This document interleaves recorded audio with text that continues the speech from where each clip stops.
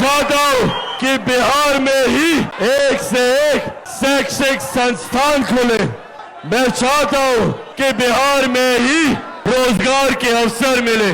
बिहार को फर्स्ट और बिहारियों को फर्स्ट बनाने की सोच के साथ आगे निकला हूं। इन लोगों ने बिहार फर्स्ट, बिहारी फर्स्ट की सोच को समाप्त करने के लिए चिराग पासवान को ही समाप्त करने की भूमिका बनाने का काम किया। इन लोगों ने सोचा कि चिराग पासवान को समाप्त कर देंगे तो बिहार फर्स्ट, बिहारी फर्स्ट का सपना टूट जाएगा। और मुझे समाप्त करने के लिए बड़ी बड़ी ताकतों ने, बड़ी बड़ी शक्तियों ने पूरी जोर आजमाइश कर ली। मेरी पार्टी तोड़ी, मेरे परिवार को तोड़ा, मुझे घर से बाहर निकाला। पर जो लोग ये सोचते हैं कि इन बातों से चिराग पासवान टूट जाएगा, चिराग पासवान घबरा जाएगा, वो लोग भूल जाते हैं कि चिराग पासवान शेर का बेटा है, रामविलास पासवान का बेटा है। भैया, ना मैं टूटने वाला हूं, ना झुकने वाला हूं, और डरता तो भैया मैं किसी से नहीं हूं।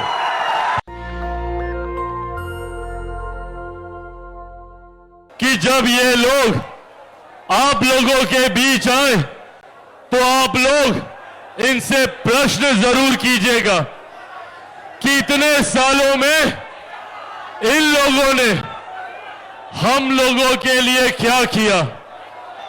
आजकल एक केंद्रीय नेता है जो दिल्ली से आते हैं और हमारे बिहार को, मेरे बिहार को अपराध का गढ़ बताते हैं, अपराध का कैपिटल बताते हैं। जरा पूछिएगा उन नेता से, क्योंकि चुनाव के वक्त भी वो आप लोगों के बीच आएंगे। वो एक ऐसे दल के नेता हैं जिनकी पार्टी लंबे समय तक बिहार में सत्ता में थी। बिहार तो बिहार, केंद्र में लंबे समय तक सत्ता में थी।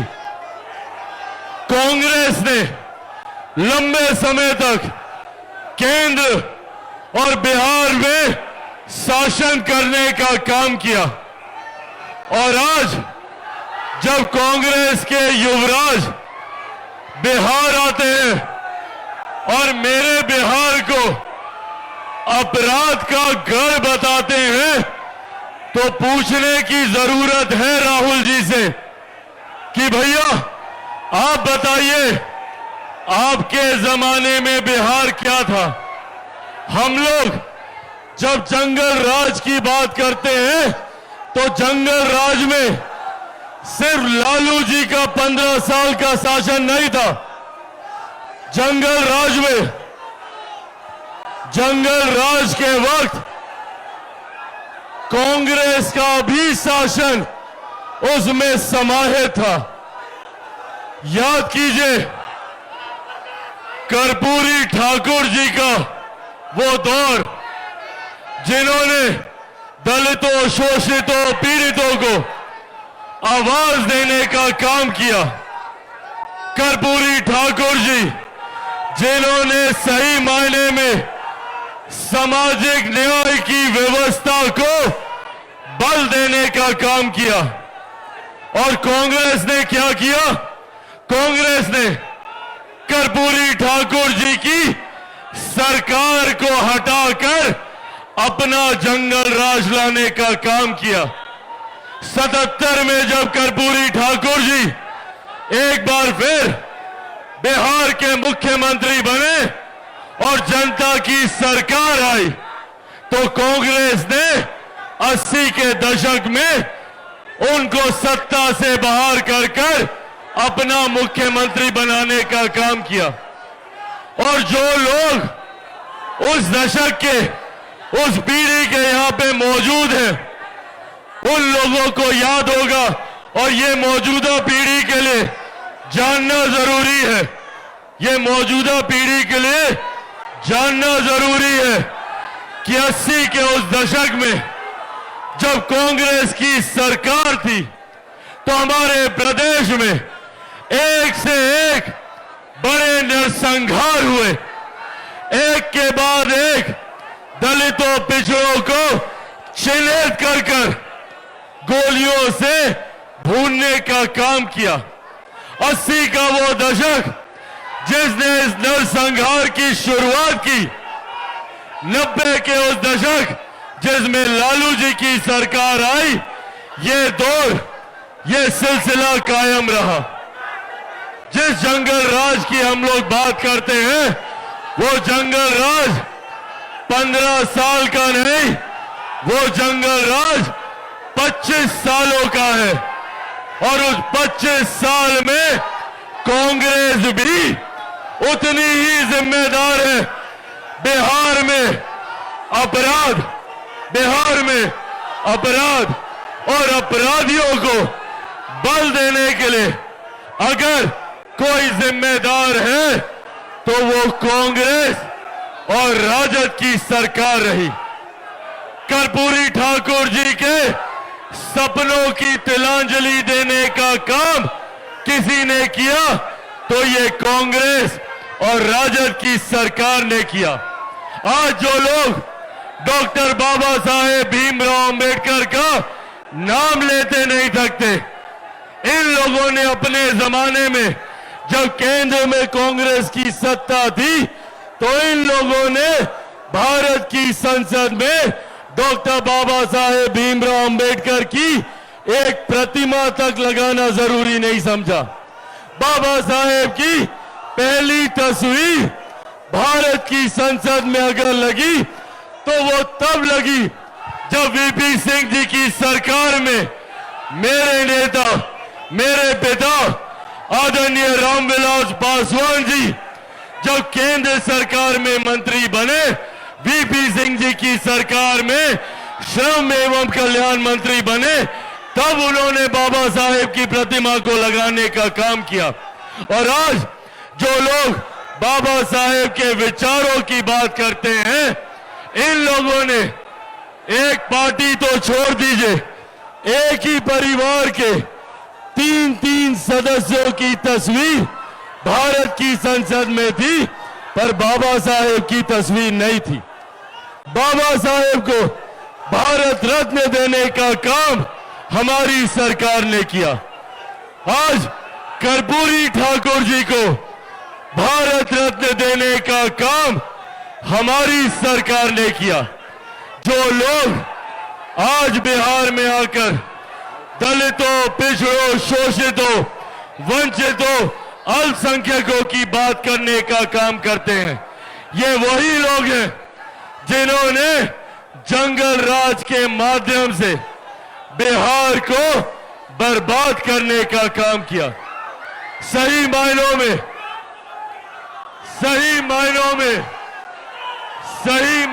में अगर किसी ने बाबा साहेब भीमराव अंबेडकर, कर्पूरी ठाकुर जी, इनके सपनों को आगे लेकर जाने का काम किया तो वो हमारी केंद्र की सरकार, मेरे प्रधानमंत्री आदरणीय नरेंद्र मोदी जी द्वारा किया गया। बिहार में मुख्यमंत्री नीतीश कुमार जी द्वारा किया गया।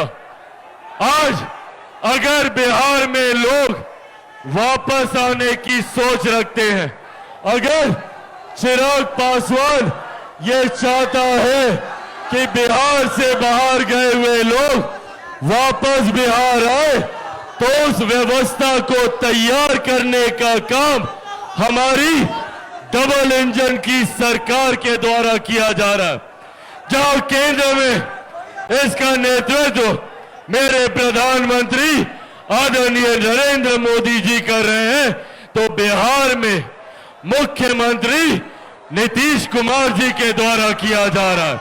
साथियों, मेरा सपना है, मैं चाहता हूं कि बिहार के किसी युवा को बिहार छोड़कर बिहार से बाहर शिक्षा या रोजगार के लिए ना जाना पड़े। मैं चाहता हूं कि बिहार में ही एक से एक शैक्षिक संस्थान खुले। मैं चाहता हूं कि बिहार में ही रोजगार के अवसर मिले, यहां पे कारखाने खुले। इस व्यवस्था निर्माण की सोच के साथ बिहार को फर्स्ट और बिहारियों को फर्स्ट बनाने की सोच के साथ आगे निकला हूं।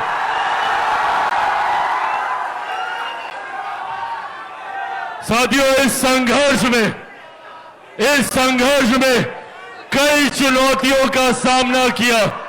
संभवतः भविष्य में भी कई और चुनौतियां आएंगी। इन लोगों ने बिहार फर्स्ट, बिहारी फर्स्ट की सोच को समाप्त करने के लिए चिराग पासवान को ही समाप्त करने की भूमिका बनाने का काम किया। इन लोगों ने सोचा कि चिराग पासवान को समाप्त कर देंगे तो बिहार फर्स्ट, बिहारी फर्स्ट का सपना टूट जाएगा। और मुझे समाप्त करने के लिए बड़ी बड़ी ताकतों ने, बड़ी बड़ी शक्तियों ने पूरी जोर आजमाइश कर ली। मेरी पार्टी तोड़ी, मेरे परिवार को तोड़ा, मुझे घर से बाहर निकाला। पर जो लोग ये सोचते हैं कि इन बातों से चिराग पासवान टूट जाएगा, चिराग पासवान घबरा जाएगा, वो लोग भूल जाते हैं कि चिराग पासवान शेर का बेटा है, रामविलास पासवान का बेटा है। भैया, ना मैं टूटने वाला हूं, ना झुकने वाला हूं, और डरता तो भैया मैं किसी से नहीं हूं। जितनी ताकत आजमानी है आजमा ले। जब तक बिहार को विकसित राज्य नहीं बना दूंगा, तब तक मैं भी चैन की सांस नहीं लूंगा। ये वादा आप लोगों से करके जाता हूं। पर साथियों, इस वादे को पूरा करने में मुझे जरूरत है आप सबके साथ की। आप सब जानते हैं कि चिराग पासवान के लिए ना कोई पद मायने रखता है, ना ही किसी तरीके का सत्ता मायने रखती है। चिराग पासवान के लिए मायने रखता है तो सिर्फ मेरा बिहार और मेरे बिहारी साथी यहां पे। और क्यों मायने ना रखे? आप लोगों ने तब मेरा साथ दिया जब मेरे अपनों ने मेरा साथ छोड़ा। आप लोगों ने तब मुझे सहारा दिया जब मेरा अपना कोई नहीं था। जब मेरे नेता, मेरे पिता का निधन हुआ, तब आप लोगों ने पिता बनकर, महिलाओं ने मेरी मां बनकर मेरे आंसू पोंछने का काम किया। आज सबके जहन में ये सवाल है कि क्या चिराग पासवान बिहार से चुनाव लड़ेगा? ये सवाल आज हर कोई जानना चाह रहा है। इसका भी मैं जवाब दूंगा, पर इसका जवाब देने से पहले मैं आप लोगों को बताना चाहता हूं कि मैंने हमेशा मेरे बिहार और मेरे बिहारी साथियों के लिए अपना सर्वोच्च निछावर करने का संकल्प लेकर निकला हूं।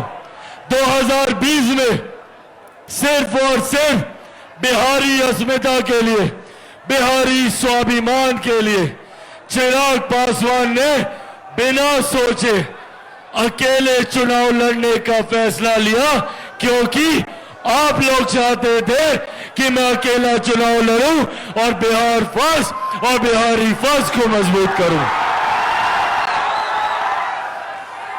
2024 में भी ये फैसला आप लोगों का था। जब ये सवाल चल रहा था कि चिराग पासवान किससे गठबंधन करेगा, उस वक्त भी मैंने आप लोगों से वादा किया था कि मेरा गठबंधन सिर्फ और सिर्फ बिहार की जनता के साथ है, आप लोगों के साथ है। और आज जब ये सवाल पूछा जाता है, आज जब ये सवाल पूछा जाता है कि क्या चिराग पासवान बिहार से विधानसभा का चुनाव लड़ेगा, तो हां, मैं बिहार से चुनाव लड़ूंगा।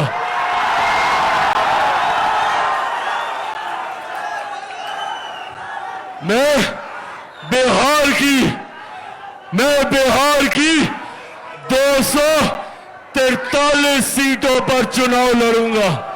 मैं बिहार की हर एक सीट से बिहार को फर्स्ट और बिहारियों को फर्स्ट बनाने के लिए चुनाव लड़ूंगा। और सबसे बड़ी बात, मैं बिहार से चुनाव नहीं लड़ूंगा, मैं बिहार के लिए चुनाव लड़ूंगा, बिहारियों के लिए चुनाव लड़ूंगा। साथियों, आप लोग ही मेरा परिवार है।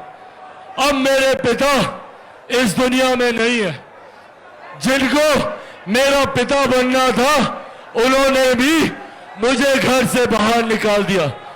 ऐसे में मेरे पिता आप हैं, मेरी माँ आप हैं, मेरे भाई आप हैं, मेरी बहन आप हैं, मेरा परिवार आप है।